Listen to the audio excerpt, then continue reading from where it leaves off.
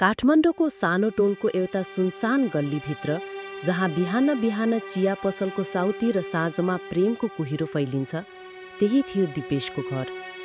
उनी एक साधारण मान्छे, एक कम्प्युटर इन्जिनियर। जिन्दगी शान्त थियो, तर उसले भर्खरै जीवनको सबैभन्दा ठूलो निर्णय लिएको थियो, प्रेममा परेपछि तुरुन्तै विवाह। दिपेशको जीवनमा आएको त्यो केटीको नाम थियो स्नेहा। उनीहरू अनलाइन भेटिएका थिए। केही महिना कुराकानीपछि दिपेशले भने, तिमी मेरी हुनुपर्छ। स्नेहाले मुस्काउँदै हो भनिन् अनि उनीहरू विवाह गरे। काठमाडौँमा सँगै एउटा सानो घर किनेर उनीहरू बस्न थाले। घर नयाँ थियो, सपना पुराना। बिहान दाल भात, बेलुकाको फिल्म, जिन्दगी चलिरहेको थियो। तर अचानक जीवनले मोड लियो। स्नेहालाई अस्ट्रेलियाबाट डाटा साइन्सको जागिर प्रस्ताव आयो। ऊ जान चाहन्नथिन्। म तिमीलाई छोडेर जान सक्दिनँ, उनले भनिन्। तर दिपेशले मुस्काएर जवाफ दिए, माया त यही छ, तिमी अवसर नछोड, म प्रतीक्षा गर्छु। स्नेहा आँसु पोछ्दै अस्ट्रेलिया हानिन्। दिपेश एक्लो भयो। स्यालझै चिच्याउने काठमाडौँको चिसो रातहरू उसलाई साक्षी राखेर बित्दै गए। त्यही बेला दिपेशको जीवनमा नयाँ पात्र आइन्, अन्नु। अन्नु 22 वर्षकी, खुलेको स्वभावकी, सधैँ हाँसिरहने एउटी युवती। ऊ दिपेशको घरको मथिल्लो तल्लोमा भाडामा बस्न आइन्। सुरुवातमै अन्नुले चिया ल्याइदिएकी थिइन् र सोधेकी थिइन्, दाई, तपाईँको श्रीमती छैनन् र? दिपेश मुस्काए। उनले केही जवाफ दिएनन्, तर हृदयले जवाफ दिइसकेको थियो। दिन बित्दै गए र अन्नु दिपेशको जीवनको अविभाज्य हिस्सा बनिन्। उनीसँग दिपेश फेरि बाँचेको महसुस गर्न थाले। स्नेहा अस्ट्रेलियाबाट मिसिङ नोट पठाइरहेकी थिइन्, तर दिपेश अब जवाफ दिन छोडिसकेका थिए। केही महिनापछि उनीहरू शारीरिक रूपमा नजिकिए। दिपेशको लागि त्यो प्रेम थियो, अन्नुका लागि पनि।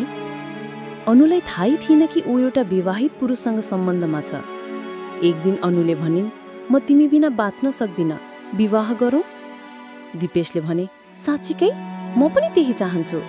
र फेरि एकपटक दिपेशले विवाह गरे, यसपटक अन्नुसँग। केही महिनामा उनीहरूको छोरी जन्मिन्। नाम राखे नायरा। जीवन फेरि शान्त थियो। तर नियतिले झन् ठूलो मोड ल्याउन बाँकी राखेको थियो। एक बिहान घरको ढोका ढकढक्यायो। सरप्राइज! ढोकामा थिइन् स्नेहा। स्नेहा अस्ट्रेलियाबाट अचानक फर्केकी थिइन्, दिपेशलाई चकित बनाउन।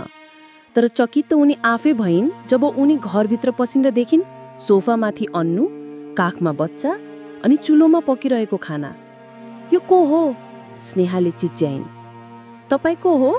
अन्नु अचम्ममा परिन्। म उनको श्रीमती हुँ, स्नेहाले भनिन्। श्रीमती? अन्नुको स्वर रोएको जस्तो भयो।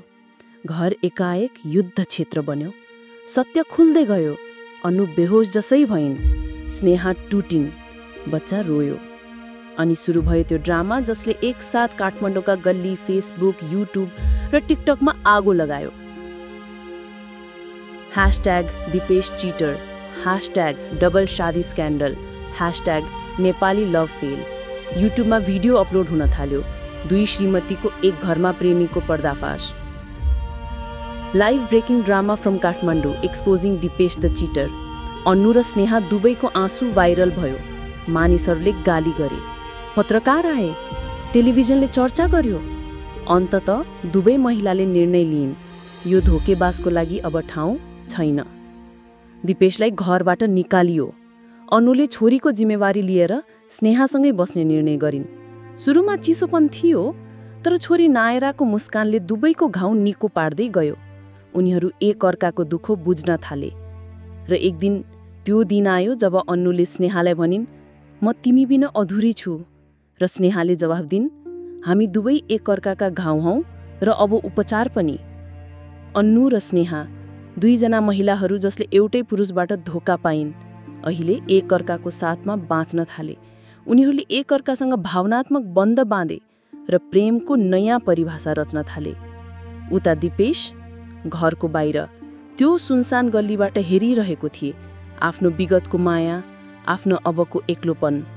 उनी सम्झिरहेका थिए, दुईचोटि विवाह गरे, दुईचोटि धोका दिए र अन्ततः एक्लै बाँकी परे।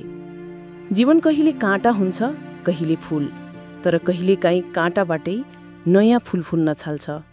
अन्नु र स्नेहाले त्यो फूल फुलाए, मित्रताको, प्रेमको र अनि नयाँ सुरुवातको।